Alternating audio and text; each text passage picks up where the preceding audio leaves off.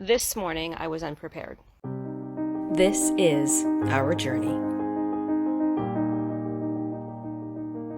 Welcome to the Betancourt's Homestead.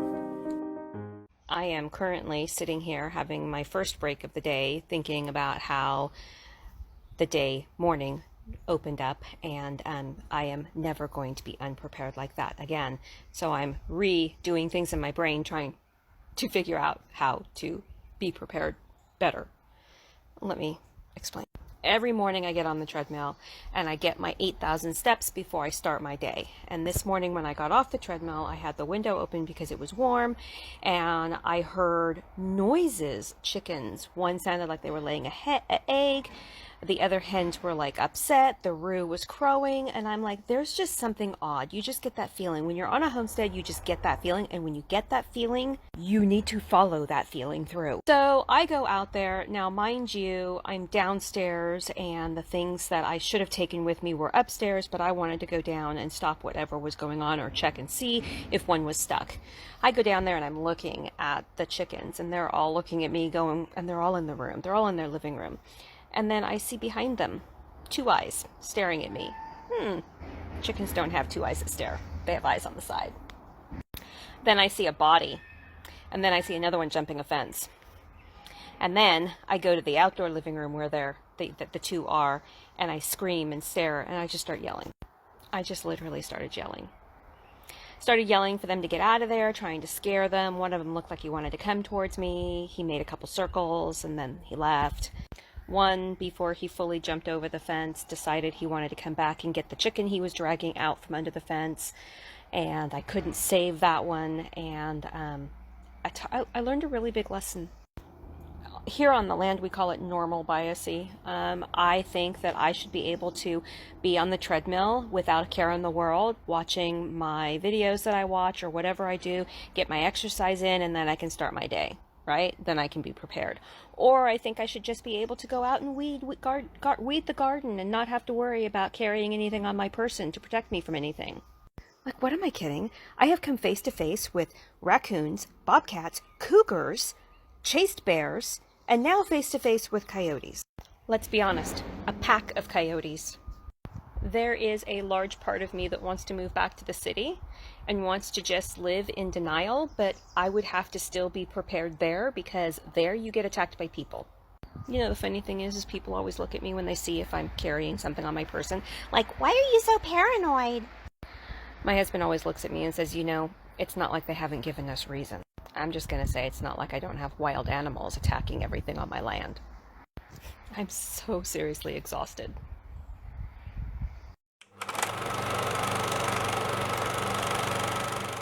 Where am I working today? Like, literally, I'm working here. Let me show you. Something was trying to dig at this fence opening. Yeah. Henry has decided to come out and be my assistant. But look at this. This is standing. Let's stand at the gate. And I'm going to show you what I have here. And now I'm going to start fixing it. Well, it's the end of the day and I am a hot mess, and this is what I have done so far. I'm actually in what we call Area 4, and I've rescued several trees. It was about 2 feet high of grass. Let me turn you around and show you. This is that's the fence the bear knocked down. But this is the area that I have cleared. I seeded all of this. This will be where the chickens are going to go. I pulled out all those weeds and vines that are up against there. This is a very sad plum tree, which I will be cleaning up and trimming. I've got grapes growing up here. I found the hops. I've tamed the hops. That's the cherry tree there. I know you can't really see anything. This is the walnut tree we're going to be passing under. And this is the area that I have been working in all day. And I have been dropping everything that's left here. Like, there's a tree back there, an elderberry. Those are things my husband will have to cut down because I'm not allowed to use the chainsaw. But this is what it looks like. They want out of there so bad. They've been staring at me all day. I'll post a picture on Facebook about their pathetic little look of, please let me eat the greens. And this is what that area where we started this morning with all the shade looks like now. I know everybody says it's so hard to tell until they come and see it in person, but that's the best I can do for you. It is really hard.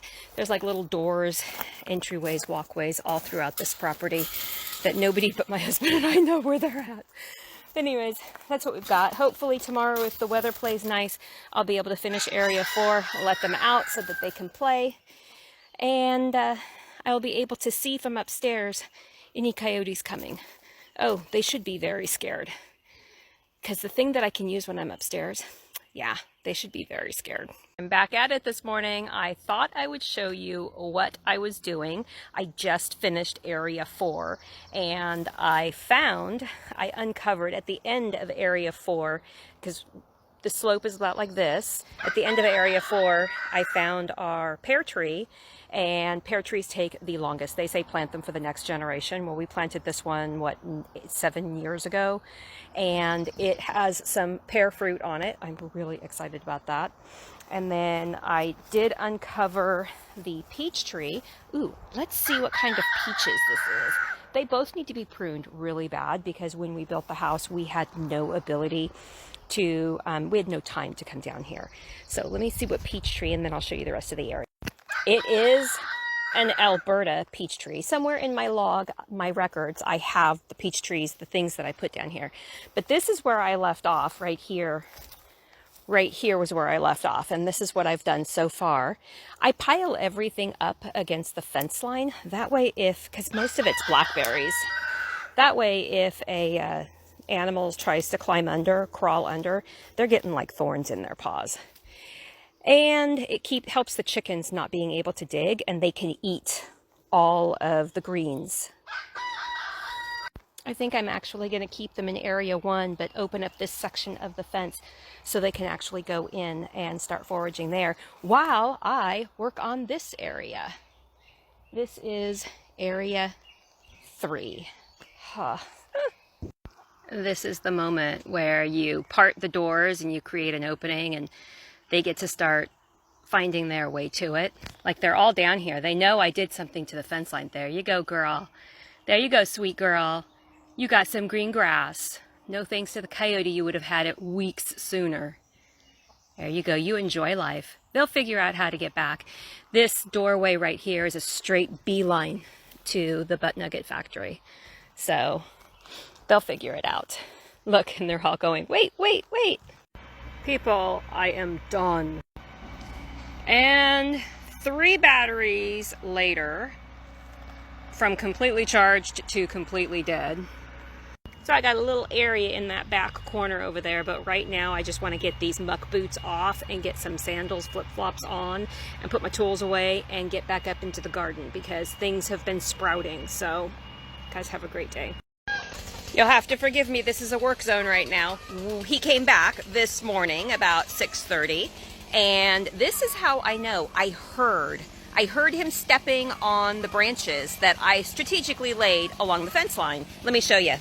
This is the area where he likes to come in at, which I will be securing even better. But these were the branches that he was moving. And this is what I heard all the way up in the house. Now it's put back together. Time to clear more areas. I got my handyman hubby there. Okay, we're in a little break. We have cleared the whole area that was up there from elderberries. We're cutting all the elderberries down. We have a few more to cut down back here. But let me show you, we also cleared a log that had fallen and we put the fence around it. And I have patching. This is what I will be patching. This is where he has been coming through. So, and yeah, you can see all the chicken feathers. That's his pathway right there. You can also see all of our multiple patching of fencing. I'll do it again until he stops. One way or the other, I will win this battle. Okay, so I have tripled the wiring, wired it and zip tied it, put logs in front of it.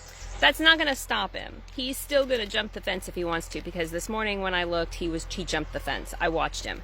But we did cut down. Let me show you what it looks like. Okay, this is now what it looks like. It's very sad because it used to be all shady and beautiful, I've left 2 shady parts. There's a shady part back here, and there's a shady part down there. Those are both areas I can't see from up in the house, through that window right there, those 2 windows right there. But there you go. That is what we've got. I have so many booby traps on this land. This morning, my husband's like, I'm like, oh, I hear something. And he's like, how do you know? And I'm like, because I put booby traps out. And he landed right in them. Yep, there you go. Okay, I also have some solar-powered motion detectors I'm actually going to be putting up. They were the ones we used for bear, when we were hunting the bear. So, Wiley, I'm going to get you. But I'm going to tell you right now, it is time for coffee on the veranda. That is all I am dreaming about right now, because I've done all of this work just on 1 cup of coffee. Oh, this was what I was supposed to do this week. Yeah, I guess plans get changed. Work on the homestead just never ends, people. Never. Somebody tells you there's rocking chair time.